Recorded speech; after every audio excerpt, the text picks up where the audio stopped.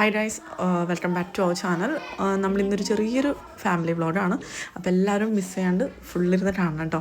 അപ്പോൾ നമ്മൾ എവിടെക്കാന്ന് വെച്ചാൽ നൂറ് ലേറ്റ് എന്ന് പറഞ്ഞിട്ട് നമ്മുടെ അടുത്തുള്ളൊരു അടിപൊളി ഒരു സ്ഥലത്തിട്ടാണ് കേട്ടോ നമ്മൾ പോകുന്നത്. ഫുഡൊക്കെ നമ്മളിവിടുന്ന് ഉണ്ടാക്കിയിട്ടാണ് കേട്ടോ പോകുന്നത്. നമ്മൾ ഏകദേശം ഒരു 11:30 ടൈമിലാണ് വീട്ടിൽ നിന്ന് ഇറങ്ങുന്നത്. ഒരു 12:15 ആയപ്പോഴത്തേക്കും നമ്മൾ അവിടെ എത്തി. നമ്മൾ 2 വണ്ടിയിലായിട്ടാണ് പോകുന്നത്. എല്ലാവരും ഉണ്ടായിരുന്നു. ഉമ്മ, കോസ്താത്ത, അളയൻക, ബാബു, മിന്നു എല്ലാവരും ഉണ്ട്. ചെന്നപ്പോൾ തന്നെ എല്ലാവർക്കും വിശന്ന് തുടങ്ങിയിട്ടുണ്ട്. സമയം 12:30 ആയി. സാധാരണ നേരം നമ്മൾ കഴിക്കുമ്പോൾ 1 മണിക്ക് ആവാറുണ്ടെങ്കിലും നമ്മളിങ്ങനെ എല്ലാവരും കൂടി പോകുമ്പോൾ നമ്മൾ വേണ്ട യാത്രയിൽ നമുക്ക് വിശക്കുമല്ലോ. അപ്പോൾ നമ്മൾ ചെന്നപ്പോൾ തന്നെ ഫസ്റ്റ് തന്നെ ഫുഡ് കഴിക്കാന്നുള്ള രീതിയിൽ ആദ്യം തന്നെ നമ്മൾ ഫുഡിൻ്റെ സാധനങ്ങളൊക്കെ സ്റ്റാർട്ട് ചെയ്തു. നമ്മൾ ബീഫ് ബിരിയാണിയാണ് കേട്ടോ ഉണ്ടാക്കിയിരുന്നത്. ഫോസ്താത്താൻ്റെ സ്പെഷ്യലാണ് ബീഫ് ബിരിയാണി. ബീഫ് ബിരിയാണിയൊക്കെ ഉണ്ടാക്കി. പിന്നെ ഇഞ്ചമ്പുളി, ചിക്കൻ പൊരിച്ചതുണ്ടായിരുന്നു. പക്ഷേ എനിക്കൊന്നും അങ്ങനത്തെ ഒന്നും ഡീറ്റെയിൽ ആയിട്ട് വീഡിയോ എടുത്തിട്ടില്ല. കാരണം അപ്പോൾ സമയം നമുക്ക് വീഡിയോ എടുക്കാനല്ല, നമുക്ക് ഫുഡ് കഴിക്കാനാണ് എല്ലാവർക്കും ഒരു ഇമ്പോർട്ടൻസ് ഉണ്ടായിരുന്നത്. പിന്നെ അത് ആഫും സനമോളും എല്ലാവരും വട്ടിട്ടിരുന്ന് അങ്ങനെയുള്ള തോന്നുന്നു ആദ്യമായിട്ടാണ് നമ്മളിങ്ങനെ ഒരു ഔട്ട്ഡോർ പോയിട്ട് പുറത്തിരുന്ന് ഫുഡ് നമ്മൾ വീട്ടിൽ നിന്ന് ഉണ്ടാക്കിയിട്ട് ഫുഡ് കൊണ്ടുപോയി കഴിക്കുന്നത് കേട്ടോ. അപ്പം അതിൻ്റെ ഒരു സന്തോഷം വേറെ തന്നെ ഉണ്ടായിരുന്നു. പിന്നെ അപ്പോൾ ഫുഡ് കഴിച്ച് കഴിഞ്ഞിട്ട് ഇതാ ഹോട്ടലും ചാട്ടലും തുടങ്ങി. ഫുഡ് കഴിച്ചതിന് ശേഷമാണ് കേട്ടോ നമ്മൾ ഉള്ളിലോട്ട് പോകുന്നത്. ടിക്കറ്റ് ഉണ്ട് കേട്ടോ, ചെറിയ എന്തൊരു ചാർജാണ് അതിന് വരുന്നത്. കയറി ചെല്ലുമ്പോൾ തന്നെ സൈഡിലൊരു ചെറിയൊരു ലൈറ്റായിരുന്നു, കുറച്ച് മീനുകളൊക്കെ ഉണ്ടായിൽ. പിന്നെ നേരെ ഒരു ഊഞ്ഞാലായിരുന്നു. അപ്പോൾ അതിൽ ഊഞ്ഞാലെന്ന് പറയാനായിട്ട് ടയറുള്ള അങ്ങനത്തെ ഊഞ്ഞാലാണ് കേട്ടോ അവിടെ കൂടുതലും ഉണ്ടായിരുന്നത്.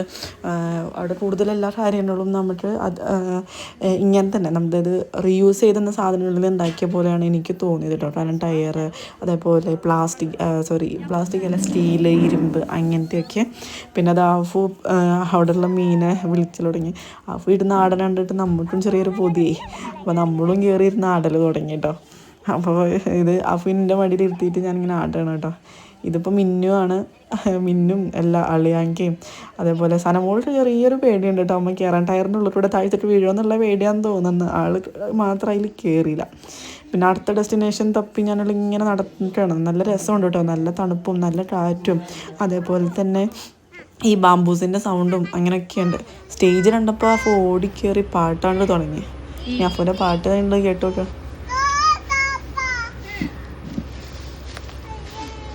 No, Papa. Open your...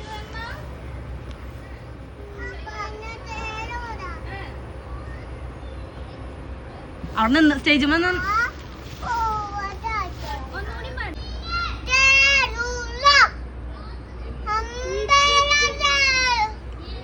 പഫോൻ്റെ section കഴിഞ്ഞപ്പോൾ അടുത്തത് സനമോളെ സെക്ഷനാണ്.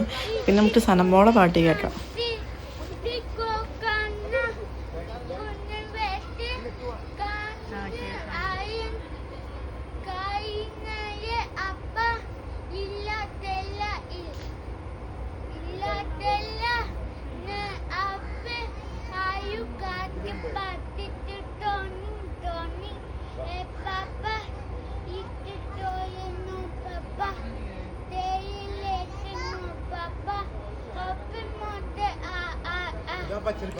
അപ്പോൾ വലിയ കൈയോടെ കൊടുത്ത 2 റൈഡർക്കും. ഇനി അടുത്തത് നമ്മൾ അവിടെ നിന്ന് പതുക്കെ നീങ്ങി വേറൊരു സ്ഥലത്തെത്തി.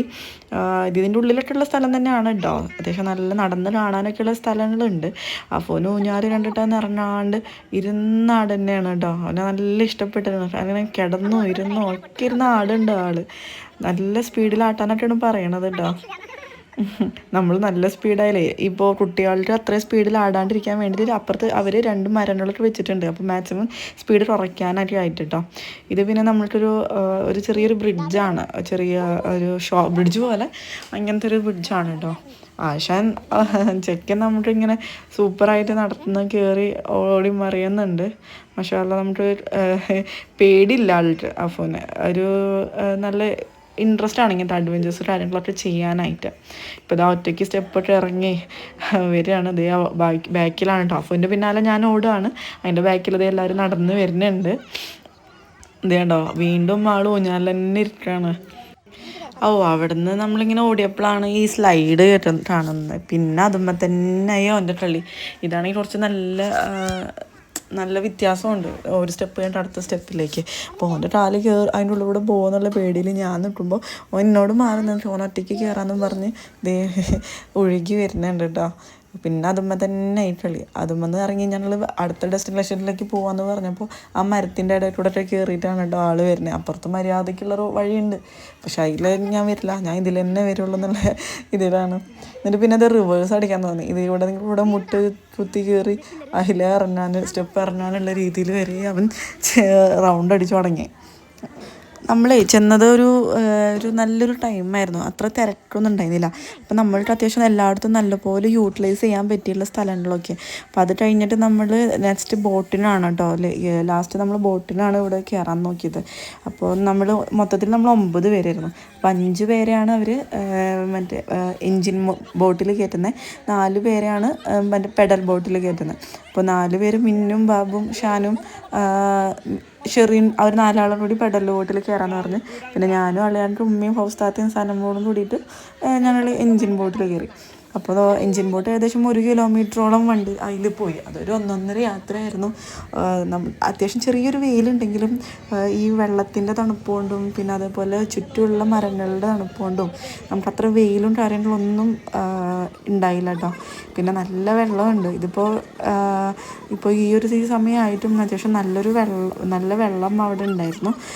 പിന്നെ നമുക്ക് എന്താ പറയുക, നല്ല പൊന്മാന്, അതേപോലെ നീർനായ അല്ലല്ലോ, എന്താ പറയുക മറ്റേ നീർക്കാക്ക് അങ്ങനെ എന്താണ്ട് സംഭവം ഉണ്ടല്ലോ. അപ്പോൾ അതെല്ലാം ഉണ്ടായിരുന്നു. അപ്പോൾ അതൊക്കെ നമ്മൾ ഇങ്ങനെ ഫസ്റ്റ് എക്സ്പീരിയൻസ് ആയിരുന്നു നമ്മളുടെ അതൊക്കെ. പിന്നെ അത്യാവശ്യം നല്ലൊരു ബോട്ടിന് കഴിഞ്ഞ് നമ്മൾ തിരിച്ചെത്തി. അപ്പോൾ അവർ അതിൻ്റെ ചുറ്റും തന്നെയാണ് ഇറങ്ങിയത്. നമ്മൾ മാത്രമാണ് എൻജിൻ ബോട്ട് മാത്രമാണ് 1 കിലോമീറ്റർ ചുറ്റി തിരിച്ച് വന്നത് കേട്ടോ. പിന്നെ ഇതോടെ നമ്മൾ ഇവിടുന്ന് വൈൻഡപ്പ് ചെയ്യാന്നുള്ള രീതിയിലാണ് നമ്മൾ നിർത്തുന്നുണ്ടായിരുന്നത്. കാരണം ഇനി വേറൊരു സ്പോട്ടിലേക്ക് നമുക്ക് പോകാനുണ്ടായിരുന്നു. അപ്പോൾ പുതിയ സ്പോട്ടിൻ്റെ വിശേഷങ്ങളും അതെവിടെയാണെന്നൊക്കെ അടുത്ത വ്ളോഗിൽ ഞാൻ കാണിച്ചു തരാം. അപ്പോൾ എല്ലാവരും വീഡിയോ ഇഷ്ടപ്പെട്ടാൽ ലൈക്ക് ചെയ്യുക, ഷെയർ ചെയ്യുക, സബ്സ്ക്രൈബ് ചെയ്യാൻ മറക്കരുത് കേട്ടോ. അപ്പോൾ അത്രേ ഉള്ളൂ. Thank you for watching. By.